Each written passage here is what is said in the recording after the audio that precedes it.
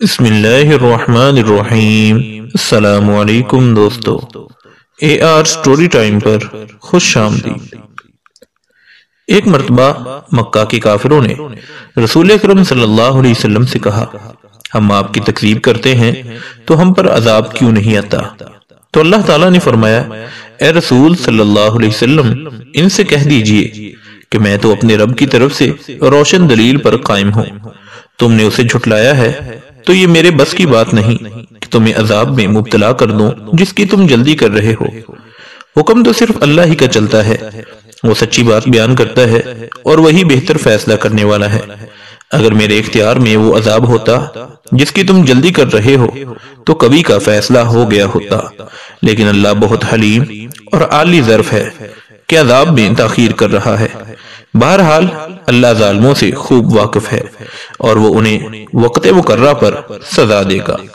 غرض یہ کہ رسول اکرم صلی اللہ علیہ وسلم اور ایمان والوں کو طرح طرح کی تکلیفیں دی جا رہی تھیں، ان پر مصائب کے پہاڑ توڑے جا رہے تھے، تبلیغ دین کی راہ میں رکاوٹیں ڈالی جا رہی تھیں۔ اسی اثناء میں عمر بن عبسہ رضی اللہ عنہ نے اسلام قبول کر لیا۔ چونکہ ان دنوں بتوں کی پوجا عام تھی، اس لیے عمر ایام جاہلیت ہی سے یہ عقیدہ رکھتے تھے کہ سب لوگ گمراہی پر ہیں، صحیح راستے پر نہیں ہیں۔ جب عمر رضی اللہ عنہ نے سنا کہ مکہ میں ایک شخص آسمانی خبریں بیان کرتا ہے تو وہ اپنی سواری پر بیٹھے اور رسول اکرم صلی اللہ علیہ وسلم کی طرف روانہ ہو گئے۔ اس زمانے میں رسول اکرم صلی اللہ علیہ وسلم پوشیدہ رہ کر رازداری کے ساتھ تبلیغ دین کا کام کر رہے تھے اور کفار قریش کی ان پر کڑی نظر تھی، لیکن عمر اپنی دھن کے پکے تھے۔ وہ مکہ مکرمہ پہنچے اور کسی نہ کسی طریقے سے رسول اکرم صلی اللہ علیہ وسلم کی خدمت میں حاضری میں کامیاب ہوئے۔ انہوں نے آپ صلی اللہ علیہ وسلم سے پوچھا، آپ کون ہیں؟ آپ نے فرمایا، میں نبی ہوں۔ انہوں نے پوچھا، نبی کیا ہوتا ہے؟ رسول اللہ صلی اللہ علیہ وسلم نے فرمایا، مجھے اللہ نے ہادی بنا کر بھیجا ہے۔ انہوں نے پوچھا، اللہ نے کیا چیز دے کر آپ کو بھیجا ہے؟ تو آپ صلی اللہ علیہ وسلم نے فرمایا، مجھے ان باتوں کی تعلیم دینے کے لیے بھیجا گیا ہے کہ صلح رحمی کی جائے، بتوں کو توڑا جائے، اللہ کو ایک مانا جائے اور اس کے ساتھ کسی قسم کا شرک نہ کیا جائے۔ انہوں نے پوچھا، آپ صلی اللہ علیہ وسلم کے ساتھ اس دین پر کون کون لوگ ہیں؟ تو رسول اللہ صلی اللہ علیہ وسلم نے فرمایا، آزاد بھی ہیں، غلام بھی ہیں۔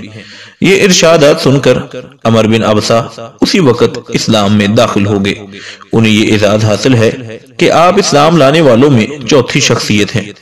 سیدنا ابو بکر اور بلال رضی اللہ عنہما ان سے قبل ایمان لا چکے تھے۔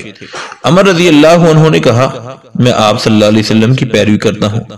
آپ نے فرمایا، آج کے حالات میں تم اس کی طاقت نہیں رکھتے، کیا تم نہیں دیکھتے کہ میرا اور لوگوں کا کیا حال ہے؟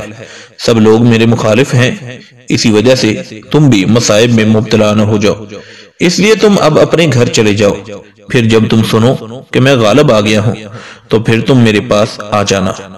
تو عمر بن عبسہ رضی اللہ عنہ اپنے علاقے واپس روانہ ہو گئے۔ تو دوستو، اس واقعے سے ہم بخوبی اندازہ لگا سکتے ہیں کہ کفار مکہ نے دین اسلام کی تبلیغ کو روکنے کے لیے کس طرح کی چالیں چلی اور رسول اکرم صلی اللہ علیہ وسلم نے کس طرح ان مصیبتوں اور پریشانیوں کا ڈٹ کر مقابلہ کیا اور کتنی قربانیوں کے بعد یہ دین آج ہم تک پہنچا ہے۔ ہمیں اس دین اسلام کی ضرور قدر کرنی چاہیے۔ دوستو، ایسے ہی ایمان افروز معلوماتی واقعات حاصل کرنے کے لیے ہمارے YouTube channel AR story time کو سبسکرائب کر لیں۔ اللہ حافظ و نگہباں۔